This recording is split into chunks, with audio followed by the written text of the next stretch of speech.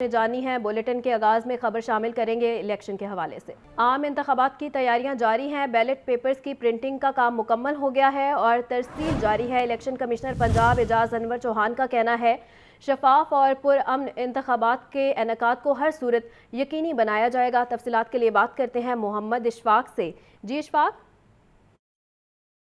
जी बिल्कुल, election commission की जानिब से आम इंतखाबात को साफ और शफाफ बनाने के लिए तमाम तर वसाइल को बरोकार लाया जा रहा है। आज रात 12 बजे तक शेड्यूल के मुताबिक आज इंतखाबी मुहिम उम्मीदवार चला सकते हैं और उसके बाद इंतखाबी मुहिम का वक्त ख़त्म हो जाएगा। अगर लाहौर के हवाले से बात करें तो लाहौर में मजमूई तौर पर 44 हल्के हैं, जिसमें से 14 हल्के कौमी असम्बली के और 30 हल्के सूबाई असम्बली के हैं, जहां पर उम्मीदवार इलेक्शन में हिस्सा ले रहे हैं। इस हवाले से मजमूई तौर पर लाहौर में अगर वोटर्स की तादाद की बात की जाए तो लाहौर में 68,58,095 वोटर्स अपना अपना हक राय दही इस्तेमाल करेंगे। मर्द वोटर्स की तादाद 36,36,253 और खवातीन वोटर्स की तादाद 32,21,824 है। इसी तरह से लाहौर में जो पोलिंग स्टेशन बनाए जा रहे हैं उसमें 90% पोलिंग स्टेशन को हसास करार दिया गया है, जबकि 813 पोलिंग स्टेशन को इंतहाई हसास करार दिया गया है। लाहौर में इस हवाले से मजमूई तौर पर 4,403 पोलिंग स्टेशन बनाए जाएंगे, जिसमें से 3,540 पोलिंग स्टेशन को हसास और 813 को इंतहाई हसास करार दिया गया है। और जो पोलिंग स्टेशन इंतहाई हसास हैं और वहां पर पाक फौज के जवान और पुलिस की इजाफी नफरी तैनात की जाएगी, जबकि सूबाई इलेक्शन कमिश्नर का ये कहना है कि तमाम पोलिंग स्टेशन पर उनकी जो निगरानी है CCTV कैमरों के जरिए उनकी निगरानी की जाएगी और किसी भी नाहुशगवार वाक़े से निपटने के लिए भी तमाम तर इंतजामात को हतमी शक्ल दी गई है। इसी तरह से लाहौर में ज़ाब्ता इखलाक की खिलाफ वर्जी करने वाले जो उम्मीदवारान हैं उनको नोटिस भी जारी किए गए, उन पर जुर्माने भी आयद किए गए और ये भी कहा गया है कि जो प्रिजाइडिंग अफसरान हैं उनको मजिस्ट्रेट के इख्तियारात भी दे दिए गए हैं, जो कि ज़ाब्ता इखलाक की खिलाफ वर्जी करने और कानून हाथ में लेने वाले अफराद को मौके पर सजाएं सुना सकेंगे। तो आम इंतखाबात 2024 के लिए जो कि 8 फरवरी को होने जा रहे हैं, उससे मुतल्लिक इलेक्शन कमीशन ने तमाम तर इंतजामात को खत्मी शक्ल दे दी है और जो पोलिंग का सामान है जिसमें स्टेशनरी है और जो दीगर जो दस्तावेजात हैं, बैलेट बॉक्स हैं, वो भी अब प्रिजाइडिंग अफसरान को फराहम करने का सिलसिला शुरू हो चुका है। ठीक है इशफाक, बहुत शुक्रिया। और अब आपको बराह रास्त लिए चले सूबाई इलेक्शन कमिश्नर पंजाब एजाज अनवर चौहान की प्रेस ब्रीफिंग जारी है। मैं आपको बता सकूं ताकि आवाम को आगाही हो सके कि जो 8 फरवरी 2024 को इंतखाबात होने जा रहे हैं, उस सिलसिले में इलेक्शन कमीशन ऑफ पाकिस्तान ने जो सूबा पंजाब में तैयारियां की है उसकी तफसीलात से आपको आगाह कर सकूं। सबसे पहले मैं आपको स्टैटिक डेटा बयान करना चाहूँगा कि जो पंजाब में 441 कौमी और सूबाई असम्बली की सीटें हैं, उस सिलसिले में हमने जो है वो जो तैयारियां की है उसकी तफसीलात बताना चाहूँगा। पंजाब में तकरीबन 7,42,90,924 वोट्स हैं और जिसके लिए तकरीबन 50,900 पोलिंग स्टेशन बनाए गए हैं और उसमें तकरीबन 1.15 मिलियन पोलिंग बूथ हैं। और इस सिलसिले में जो पूरे पंजाब के 42 डिस्ट्रिक्ट में 42 डिस्ट्रिक्ट रिटर्निंग अफसरान का तैनात किया गया है और 441 आरओज़ हैं और उनकी असिस्टेंट के लिए 882 AROs अपॉइंट किए गए और हर डिस्ट्रिक्ट में मॉनिटरिंग के सिस्टम को अप्लाई करने के लिए 42 डिस्ट्रिक्ट मॉनिटरिंग अफसरान का तैनात किया गया है। इस तरह टोटल हमारे जो सरकारी अफसरान तैनात किए गए हैं इस प्रोसेस के लिए वो 2607 बनते हैं पूरे पंजाब में।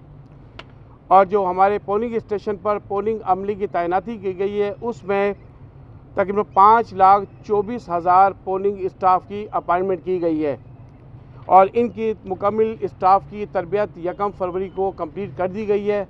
और तरबियत के लिए बताना चाहूँगा मैं कि पूरे पंजाब के अंदर हमने एक कॉम्प्रीहेंसिव ट्रेनिंग का मैकेनिज़्म एडॉप्ट किया था और पोलिंग ऑफिसर से लेकर प्रिजाइडिंग ऑफिसर तक को सबको तमाम इलेक्शन की जो कवानीन है और इलेक्शन का जो प्रोसीजर है और जो भी इलेक्शन कमीशन ऑफ पाकिस्तान की डायरेक्शंस है उनसे मुकम्मल तौर पर उनको आगाही फराहम की गई है।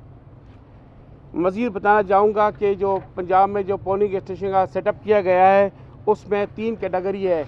एक नॉर्मल पोलिंग स्टेशन है और दूसरे सेंसिटिव पोलिंग स्टेशन है और तीसरे हाईली सेंसिटिव पोलिंग स्टेशन है।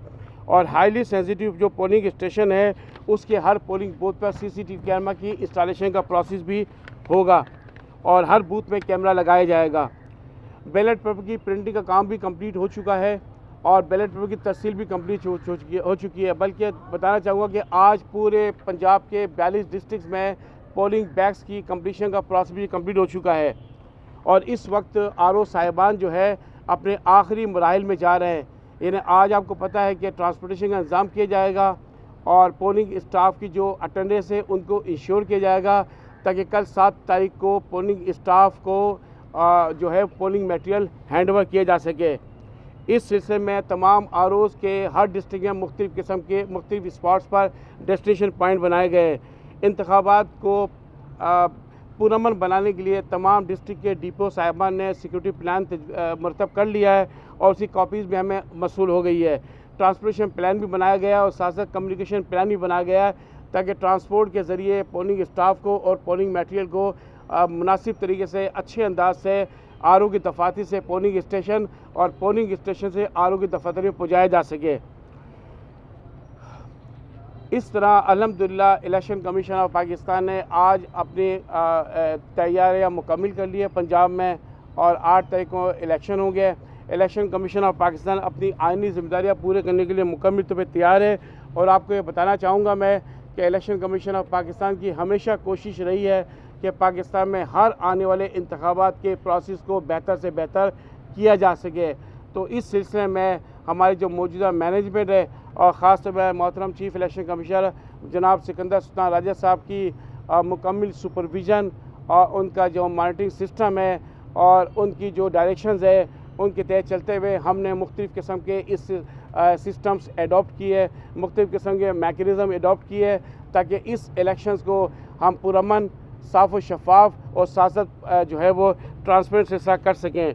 मैं कुछ चीज़ें आपको ज़रूर इसमें बताना चाहूँगा कि इलेक्शन कमीशन ऑफ पाकिस्तान ने इस इलेक्शंस को बेहतर अंदाज करने के लिए जो ट्रेनिंग का सिलसिला और जो मॉनिटरिंग का सिलसिला रखा है वो बहुत मजबूत सिस्टम है और साथ कोड ऑफ कंडक्ट जो है उसको भी ग्राउंड में इम्प्लीमेंट कराने के लिए सख्त इक़दाम किए हैं।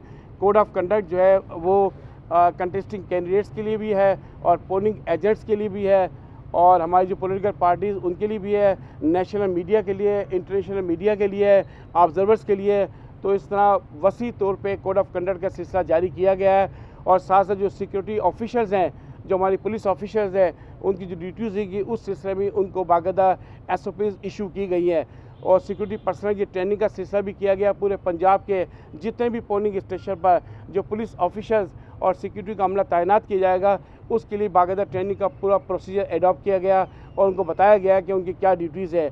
ROs और को फर्स्ट क्लास मजिस्ट्रेट के पावर भी असाइन किए गए और साथ साथ प्रिजाइडिंग अफसरान को भी फर्स्ट क्लास मजिस्ट्रेट के पावर असाइन किए गए ताकि वो इलेक्शन के दौरान किसी भी ऐसी अनटूवर्ड इंसिडेंट, कोई नागानी की कोई सूरत पैदा होती है या कोई ऐसी सिचुएशन होती है जिसको वो कंट्रोल करने के लिए अपने मजिस्ट्रेट के पावर इस्तेमाल कर सकें।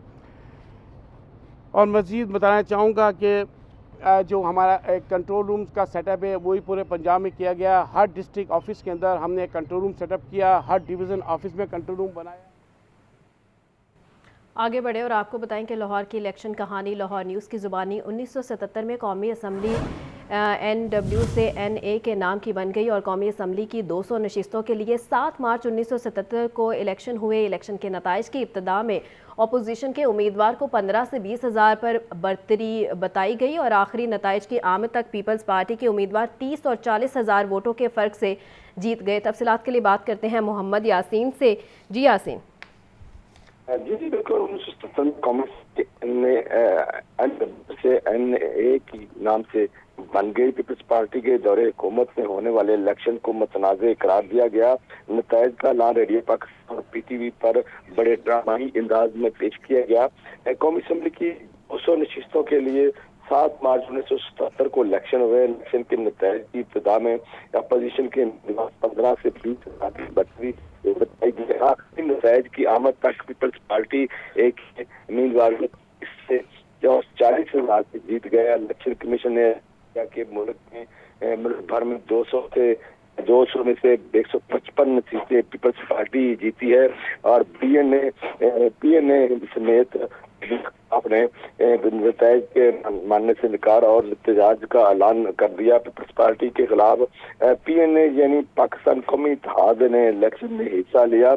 1977 की तरह 1970 में भी पीपल्स पार्टी की लाहौर की यानी 8 नशिस्तों में फातेह करार दिया गया। एक सीट मलिक कासिम, जबकि दीगर तमाम जो 7 नशिस्तों पर पीएनए के उम्मीदवार दूसरे नंबर पर रहे।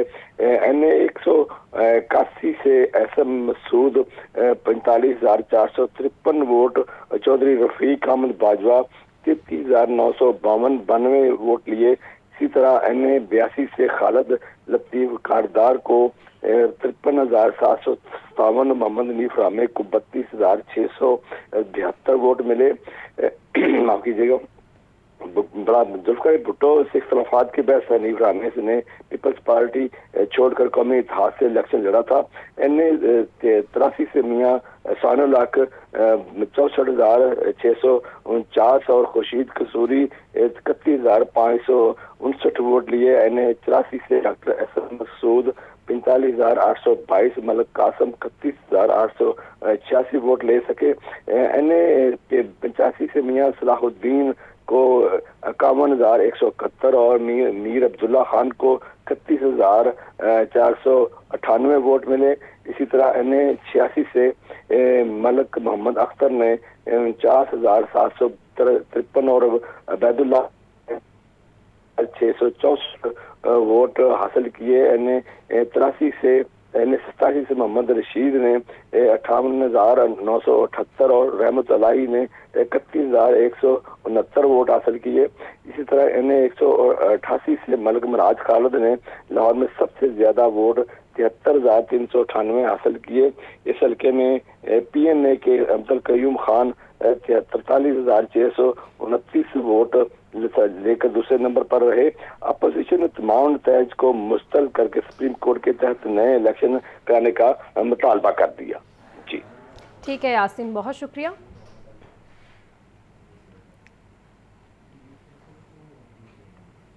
लाहौर पुलिस ने आम इंतखाबात की सिक्योरिटी के प्लान को हतमी शक्ल दे दी। 26,000 से ज़ायद नफरी सिक्योरिटी ड्यूटियां सर अंजाम देगी और डीआईजी ऑपरेशन अली नासिर रिजवी कहते हैं कि फ़ौज और रेंजर्स के जवान भी पुलिस के साथ सिक्योरिटी ड्यूटियां सर अंजाम देंगे। तफसीलात क्या हैं जानते हैं मुदस्सिर हुसैन से। जी मुदस्सिर।